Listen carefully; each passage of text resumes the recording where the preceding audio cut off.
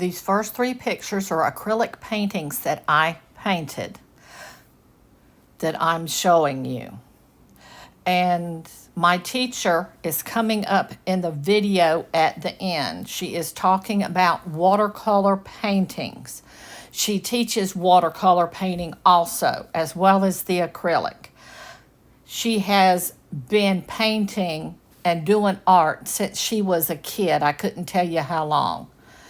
And this is her doing a program at the Fine Arts Society in Warner Robins, Georgia, at 149 Commercial Circle in the city of Warner Robins in the state of Georgia.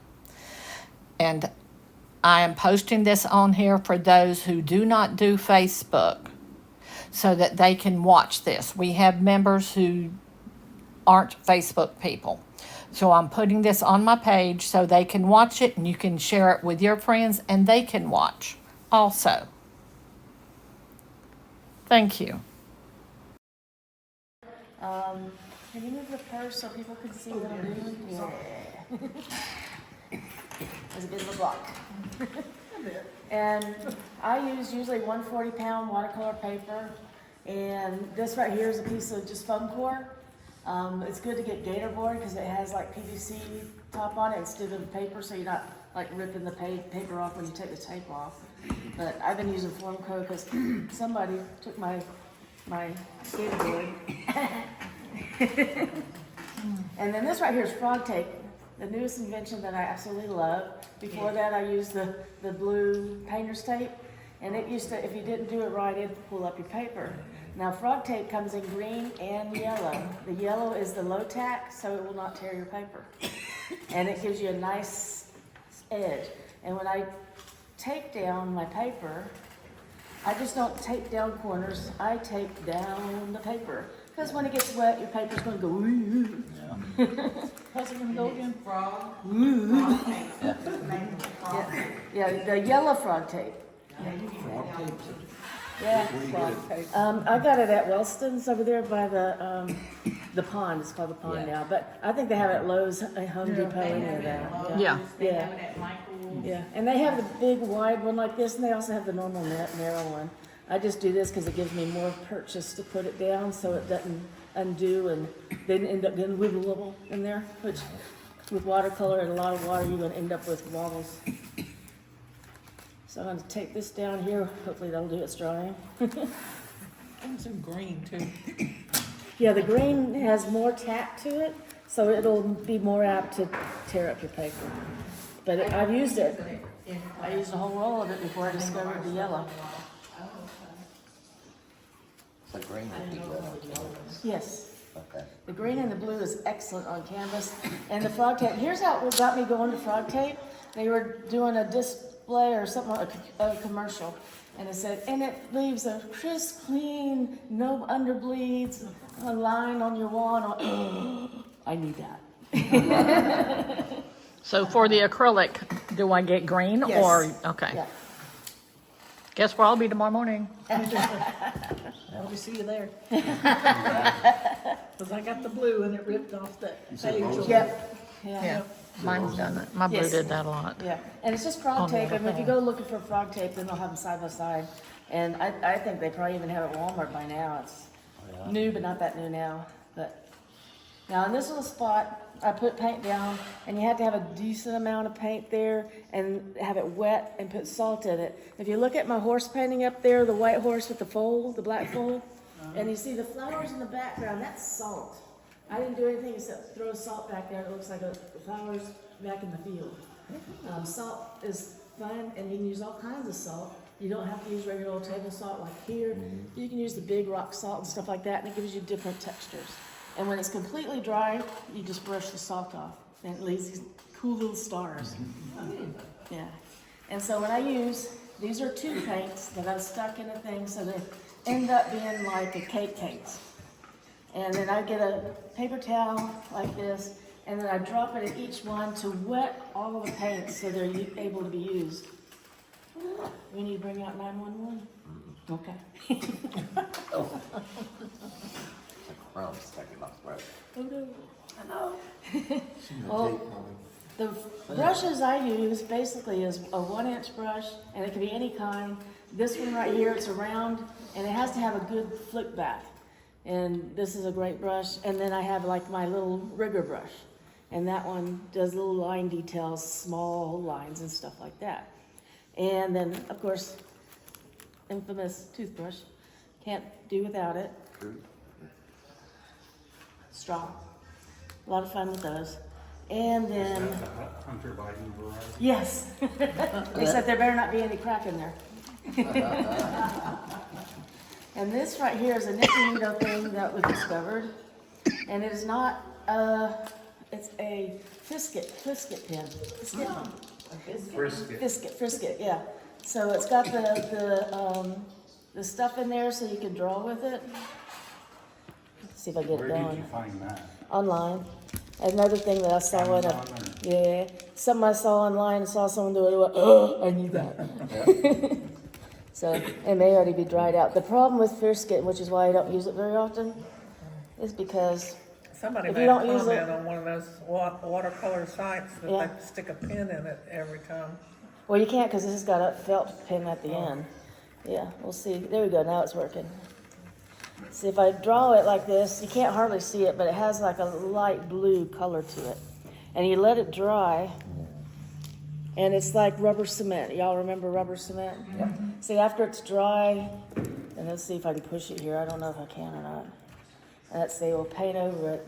I like purple. We'll let that dry, and when it's completely dry, I can wipe off those lines and it'll leave a nice crisp white line there. So if you like edges of something you want to have pure white, this is perfect. Now I don't like using, Frisket because it gives you a hard edge. And so if I know I'm gonna leave something white like the horse, I just leave it white. I just paint around it. And the good thing about watercolor is, let's say you're gonna paint something right here, and I wanna paint all around except for this triangle. As long as I've got water everywhere but where the triangle is, if the drop did go in there, when I put the paint on there, see how it doesn't go in that? It will not go where there's not water. Watercolors because it likes the water. And watercolor is it's nice and transparent. There's gouache, which is the, I would say the opaque version of watercolor, which is a better ground tempera paint to me. It has that same, Gouache. gouache. What did I say? I didn't say gesso. Yeah. But it has a better ground, so it has a higher quality look to it. But to me, it still has that chalky tempera look. I had to use it in college. But I got rid of my gouache when I was done with school and never went back to it. I like the transparent, I like the glow that you can get from watercolors and the fun you can do with it.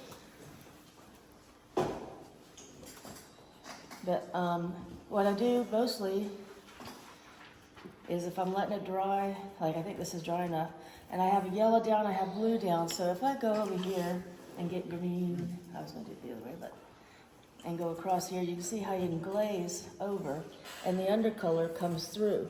So it's transparent enough that you can have, the colors go over, and then the undercolors will come through if you have it light enough. And the idea, like I said, with watercolors, watercolor, you want it to be see-through. And so using your brush, you can get a thin line with these great little brushes, and then the more you push down on it, the wider your line will get, and then back to skinny. And its pressure point on your brush gets to where you want it, either thick or thin. And it's all about pressure on your brush. And when you load your brush, I usually get it in there, and then I roll it. And that puts all those little hairs back together. When you roll it, it also loads the brush with all the paint. So if you want it to be thicker or more paint in there, you just put more, in there. Now, because of the water that's in here, it's going to dry lighter than what you see, unlike acrylic, which dries darker than what you see. Because the water evaporates out, it's gonna be paler. So a lot of times you paint along and go, that's too dark. And I'm like, no, really it's not, just wait. And, you know, usually if you have puddles around, I won't blow dry it until the puddles are gone. Otherwise you're gonna be chasing paint where you don't want it to go, which is sometimes fun. If any of y'all saw my hummingbird that I did and blow dried the wings and used the straw to blow dry the wings, and it had the little water trails or the, you know, color trails coming off the wings. And that was fun. So, I usually, these are the colors I like to use with all this amount of colors, and these type, you can mix anything. I mean, anything. And I do not, as you can tell, I do not clean my palette because watercolor is always good no matter what. And so I can always mix colors or have a color there that I need. And I call them my mud colors. Anything that I want to use that has like a gray, muddy tone to it, I pick these colors up. They're great for shadows and highlighted areas or what have you, what I'm trying to do. Because you'll get that gray, by mixing all the colors together, you end up with a muddy color. You know, it ends up being kind of muddy. And so these are great colors. I do not wash my palettes unless I'm really working on something big that I need a clean palette. But 99.9% of the time, this is what my palette looks like. Has all the color. Now these are mostly Winsor Newton Holbein. Those are the ones that I use, the paints that I use, the brands that I use. And so another cool thing you can do with watercolor, and I'll show it two different ways. Well, this one is mar the paper. This got a nice sharp edge on it. So I can do this marring the paper. Then I'll get a paint and go over it. And you'll see, I don't know if you can see it from there, Yeah. but the paint settles into that area that I pushed down on, which is sometimes good and sometimes bad. Like if you're sitting there drawing with the pencil and you're straight up and down, you're gonna mar the paper, you're gonna put an indentation in the paper. And so when you watercolor over it, it's gonna go bloop, and it's gonna have that line there, whether you wanted it there or not. It's not gonna go away. It'll be light, but it'll still be there. So when you draw with the pencil, you wanna draw from the side of the pencil. So you're not pushing down on the paper, you're hitting it at the side. And that way you're not putting a mark in the paper. And that way, you can draw lightly. I usually use an H pencil if I'm being serious. And that way it doesn't show up that much. And I hit it with a kneaded eraser to lighten it. And so I don't do this in classes because if I did it that way and you go, I can't see because it's so pale, you don't know what I'm doing because you can hardly see it. But in classes, I just do a number 2 pencil so everyone can see what I'm doing. And so this way is with the marring of the paper. You see it's barely there, but you can see it. Now, if you really want to see it, and these are good things to do for like trees, branches in the tree or something like that. I use the same color so you see the difference. You get that, and then mar the paper. After the paint's down and the paper's wet, so you mar it even worse. And so now you can really see, if y'all can come around and see that, it really goes in there more than it did over here. As this dries, they'll get paler and paler. This one sticks because you've pushed it into the paper, and that's the difference between these two. And it depends what you're trying to go for in effect. If you want heavy branches in the background, like in bushes and stuff, or just barely there, just a texture, it depends what you want to do.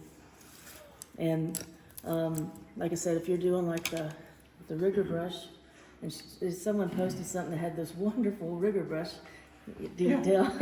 And you go, what's a rigger brush? This is a rigger brush. And it's a long-haired, skinny end, paintbrush, so you could do rigging if you were doing sailboats and stuff like that. So you can do really small stuff. Cool. And then, of course, again, the harder you press down. But if you want to keep it straight up and down in a skinny line, I put my little pinky down, barely touch the paper, and this go. Then you can get a nice skinny line. And that works with acrylic, any and all paints. Thank you. Any and all stuff. So this is watercolor. This right here. Rigger brushes. Huh? How much does the little rigger brush cost? I don't know. I don't think they're that much. This one I got from the brush lady for $5. So. They sell them both Depends ways. on the quality you want Yeah. and how long, because you can get, Yeah. This is Royal Langnicker. I think it would be more if it not from the brush lady. But they do sell them at the Hobby Lobby and Michael's, so you can find them. Just have to know what you're looking for. But these are the main brushes I use in watercolor. I can do a whole painting with this guy right here. Everything with this guy, including some of the little lines to a point, depending how new my brush is. But this is good for backgrounds. No, of course, this is good for detail. Is there a watercolor you don't like using? Not really, no. You use the Daniel Smith? I have done. What is on here, palette? What I have is here is mostly Winsor Newton and Holbein. Those just happen to be the colors I had and was using. And I just add to them as I go. I've had watercolors left over from 1980. Those are all Winsor Newton. Because you don't use them up like acrylic and oils, you use those up.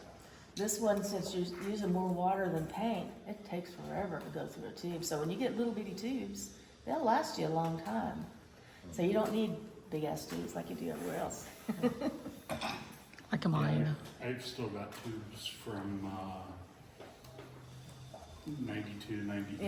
Yeah, and they're always good. The only problem you might have is the tube, especially the metal ones, they'll break off, which is okay. Just break it all open and stick it in a palette. Still good to go. Not so much for acrylic, but I think oil will last forever too.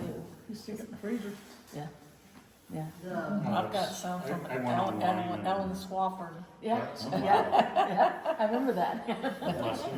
I went online and I got some of those makeup rounds with the lids, Oh yeah. the empty ones. Yeah, and then you roll it I've been up. taking all my dried out watercolors and putting them in there and then adding 3 or 4 drops of water and just let it Seep through. seep through soak and it will solidify on the bottom again. Cool beans. Yeah. He must have been doing some welding or Oh, that's from his gym trees. Yeah. So anyone have questions they don't understand or want to play or anything What like are the that? numbers on those brushes? Well, this one's a number 10, which looks like a number 8, so it all depends. You can't really go by that. It depends on who makes it. Like this says it's a number 20, like, yeah, right. It's a brand, and of course this is the rigger. I think this is a 0. No, it's a 1. This is a rigger 1. And then this one is worn off so you can't read. It's not there anymore. Oh, and the toothbrush. I just get the tip of my toothbrush wet and put it in here, just on the tip. And then I do thumbs down and go, whoop. Which you do in acrylic and in, Yeah, you can do this in anything from acrylic to oils. And toothbrushes, you can make snow, you can make rain, you can make, I usually like do a road, like a rock road or something like that. I'll do 4 or 5 colors. Sand, use sand this way, do 3 or 4 colors of sand. And it looks like sand. And it looks like a, a gravel road, or depending on the colors used. And you can even make it look like it's a pavement. It just has that texture in there using a toothbrush. So it's fun. And it gives you a cool, if you want to be expressive. And get exciting. And if you get excited and get it on things in watercolor, you can wash it off. Acrylic is there to stay. Well, are the watercolors in the tubes better or not, are the same as the ones in the cakes? They're the same. If you get the Winsor Newton cakes, if you get the Winsor Newton tubes, the only difference is you're going to make these into cakes by putting them in a thing like this. That it doesn't matter. The tubes you can refresh, and if you're doing a larger area, you can have more wet paint, whereas the cakes, you have to keep adding water to get it, soluble again. But, if I'm traveling around or if I'm telling somebody to buy for my paint classes, I don't want to spend $50 on paint. Go get a set. Get a cake set. They're cheap. Yeah. So, yeah, because if you end up painting and not liking it. do you let yours dry before you close it up? Yeah, I'll close it up, take it home, and then I open it back up. If you close this up when it's wet like this, and you open it up next week, you'll have little white stuff growing on it. No, Then you have to sit there and wipe it all off. And it doesn't hurt it. yeah, I still have tubes at home of watercolor that I got from the place in town. Yeah, I'll have it forever. yeah, and it will always be good. Yeah. But I have learned, misket, it's dry yet. If you put it on, leave it in your car, there you go. It will adhere to the paper and never come back up. Now you can see. That's what the misket did. So now, you know, it leaves the white spots. Did you want to show what the salt does? Yeah, I had the salt over here. See, it's too wet to pull off. Best to go look at my painting up there. Yeah. So what I do with the salt, I'll do it again, but you can't pull it off yet. This is great for stars and snow. I don't know if anyone remembers my horses that sit up there, and I had salt in the snow, so it looked like the snow had little edges of it. The one that everyone said, you need to finish that horse. It's done. He's running in the snow. And up close, the salt is darker and has little dots. Yeah, but when it dries and you pull it away, you'll have little white spots, little stars. And if you can go have a close look at the horse with the baby, that one shows a real good use of salt. Was that larger grain salt? I think it's this stuff here. Yeah. I even use pink salt, so I don't think I use pink salt on that. The wetter it is, the more action you're gonna get. The drier it is, the less action you're gonna get. And some colors give you more action than others. Like if I do yellow, really doesn't do much. The darker colors work best. But like I said, I did it with the watered down paint. It still made it look like snow at the edge, froth at the edge. You just have to think ahead. With watercolor, it's like a chess game. You have to think ahead. Where do I need my whites to stay? Where do I need, and I always work opposite of oils. I work from light to dark. Because if you put dark up to the light, it's gonna bleed in. Every time, unless you don't want it to, and then it won't. But that's all the tricks and tips I could know of. If anyone knows anything else they want to see, let me know. I'm working on some watercolor this week, and the challenge for me, and you may help me break this, is sometimes after it dries, I realize, oh, that's not the particular color that I wanted it to be, okay? Yeah, with watercolor, you kind of have to go with the flow. Right, that's not the color though that it needed to be. So when I go to try to paint over that watercolor, You glaze. huh? It glazes. Well, not only glazes, it also lifts the color underneath it up. Or What kind of paint are you using? I'm using Wizarding blankets again. Oh. But say like if I put down green and it was actually supposed to be yellow. Even, you know, you can mix the color to make the color you want. That stinking color underneath always bleeds through. Yeah. So for me, the challenge is sampling my paint colors every single time that I mix to make sure it's the perfect color before I put it on there. Because that's my struggle. Yeah. With acrylics, if it dries, you paint over the stuff. You just paint your color over. But I'm finding out you can't just quite do that. So, and when you're almost through with a painting, and that color you wanted is the major color, you have to start over if you can't really get it right. So, Or go with it, you know, make it work. yeah. Yeah, happy little accidents. Yeah.